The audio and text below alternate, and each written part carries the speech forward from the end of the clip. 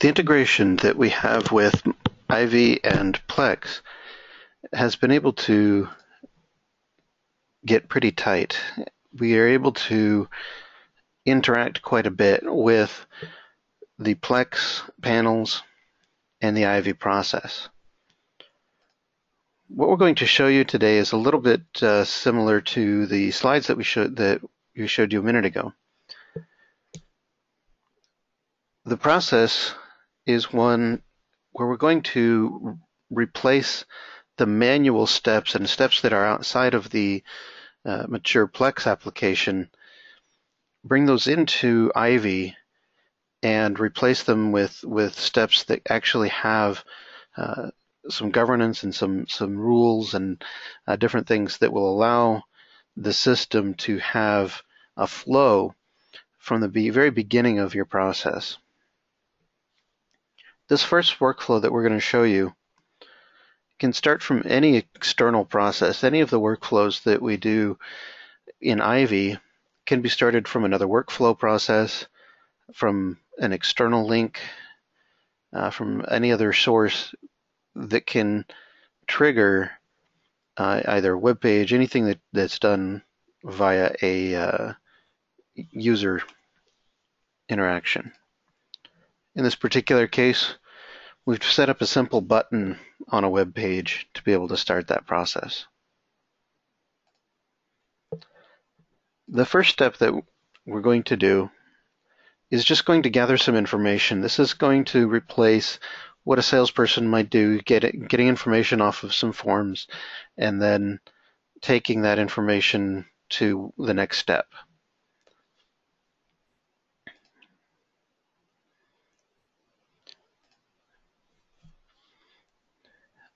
The next step is going to be one of the ways that we can integrate Plex and 2E with the Ivy process, and that is to have a database in common.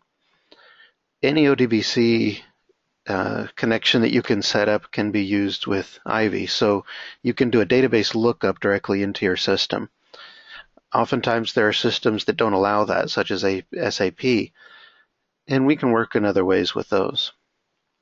So this first step, after getting the details and looking up the plan member that was entered, we're going to make a decision based on what was entered.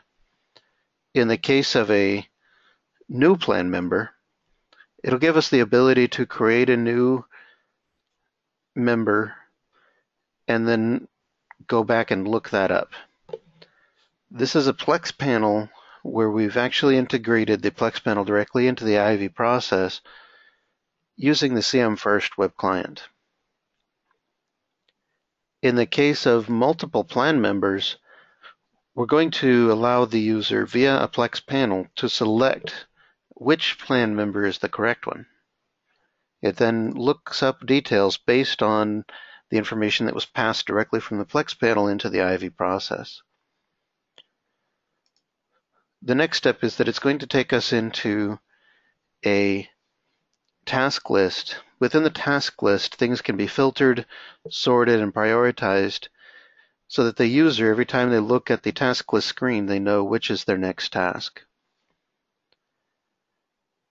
Once initiated, the next step will be a confirmation dialog that is another screen from Plex. That amount is then stored in the database, and we get that amount directly from that database. There's many ways to have the data flow back and forth, and we'll show you a couple of those.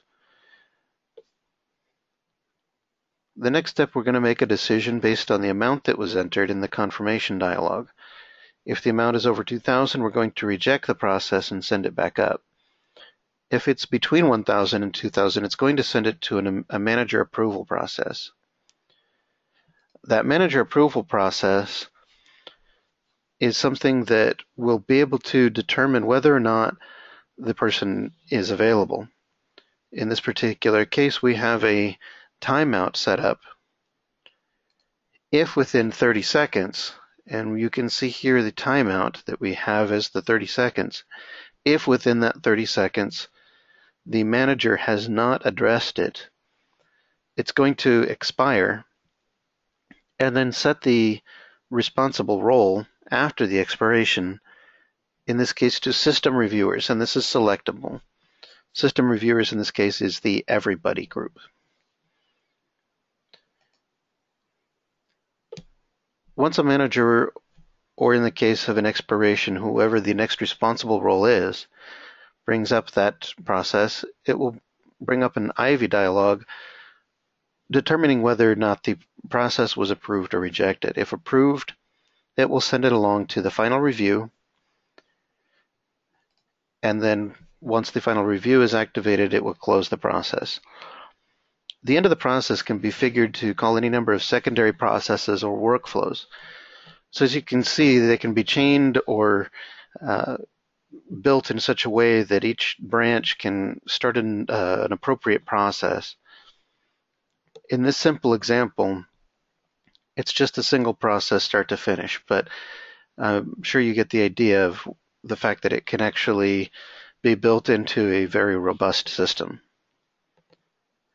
So I'm actually going to show you this process as it runs, and you'll be able to see on one part of the screen here the highlighted areas as the system advances what the next step is in the process.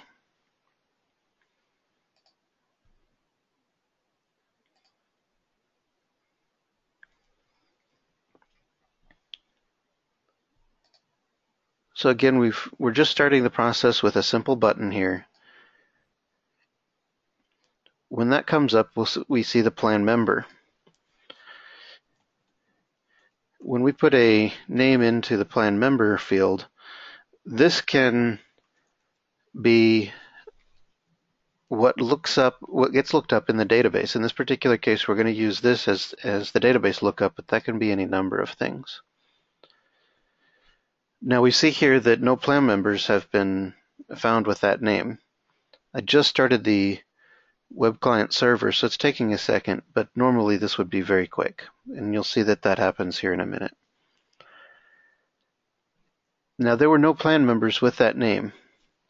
This Plex panel gives us the ability to create a new applicant or change the name of an existing one, change the particular item. So if we have a misspelled name, or if we have a slight difference there, we can actually make that change here. In this case, we're going to say that this member name should have been what was sent. Once we apply this, we can see in the Plex panel that data is now correct. When we continue, the Ivy process can see in the database that that is now correct. Now, in the case of multiple plan members with the same name, we can see that it's going to work a little bit differently. So now it's going to display a Plex screen, but you'll see that the continue button that normally Ivy would put on there is not going to be present. In this case, we've eliminated that continue button in favor of the Plex button here that says select. What's going to happen here is once we select the user and use the Plex button to click select here, this is again within the Plex panel, it's going to send the identifying information directly to the Ivy process and trigger the next step. In this case, the next step is going to be to look up and get the details for that particular user. That's one way that we can send data directly from Plex into the Ivy process. Once we continue, we can see that after looking at all the details of the task and running the next process, we have another Plex panel. This Plex panel is integrated in a slightly different way. Here, we're requiring the user to interact with the Plex panel before even giving them the ability to continue via the continue button on the Ivy process. So within this Plex panel, if we need to change this amount, for example, when we hit the apply button, it's going to enable the continue button on the Ivy process. As you can see here, you can actually utilize multiple Plex panels in a single Ivy step, so that if your existing mature Plex business process requires multiple steps in order to send the user through everything that it needs, that can be integrated in that way into the Ivy process. Once we continue, we see that it's going to get the amount from the database, and again, because it needs the manager approval, it's going to send it to the manager approval steps. This step will expire after 30 seconds and make that available to everybody. When we run this, we see the manager approval process. This will give the system the ability to really show who approved it, and that will be something that can be reported on. Once the manager approves it, it goes to the final review task. When that happens and the user runs it, it ends that process and removes the task from the list, and the task is complete. So with that simple workflow, we're able to show several different ways that we can integrate the Plex panels with the Ivy process. Another way that we can integrate the system with Ivy is what we're going to show you here with a 2E process. The way that we're going to do it with 2E in this particular case is via web services. Similarly, we start the process with a button, we get some detail, and the next step that's going to happen is actually a web service lookup for an external web service. Using an external web service, you can utilize any number of subscription-based services or other things for background checks, credit checks, driver's license validation, any external information that you need to gather from the outside world via web service, you can integrate that into your process. In this case, we're simply checking the weather by the zip code. If it's not valid, it will bring up a dialog, and if it is valid, it will actually display the weather information. The next step is going to bring us back to the task list, and when initiated, we fill the details out. In this particular case, we're sending it through a step just to hard code the details of this large web service that's directly in 2E. Now with 2E, the implementation names that are displayed here are pulled in directly via that web service. In order to show which one we're seeing, we're going to change this identifier here to 33. That way we can see on the 400 side, when we actually look at the application that we created, we'll see which one it is. After filling in those details, and again, those can be gathered via any means that you would choose, a dialog, a web service, any number of things. The next step is going to actually call and update the 2E side via that web service. If it succeeds, it will take us to the display of the 2E web option screen. That way we can sign in directly and see the application that was created. So as we take a look, again, starting with via this button, the steps that we take start with the application details.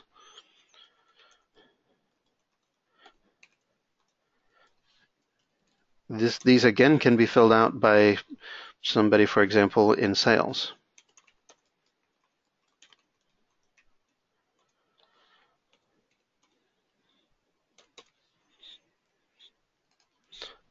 Once submitted, it's going to take us to the task list and allow us to initiate the process that checks the web service. In this case, it found that zip code, and we can see that there in Austin, it's a sunny 81 degrees. When we proceed, the next step is going to allow us to submit that application. When we go to submit that application, it's going to take those details, update the web service, and again send me directly to the TUI web options screen. When we log on and look at the application, we can now see that the 33 application ID number is present. That's the one that we just created. So those are just a couple of the ways that we can integrate Plex and TUI into the IIV process to allow you to have a workflow that comes from the very beginning of your work process through the existing mature Plex and TUI applications flowing through a logical end, and then allows you to have reporting and other metrics that will improve your flow in the long run. Thank you very much, and we hope that if you have any additional questions, you can contact us at cmfirstgroup.com. Please feel free to contact us with any additional questions or if you'd like to see more. Thank you very much.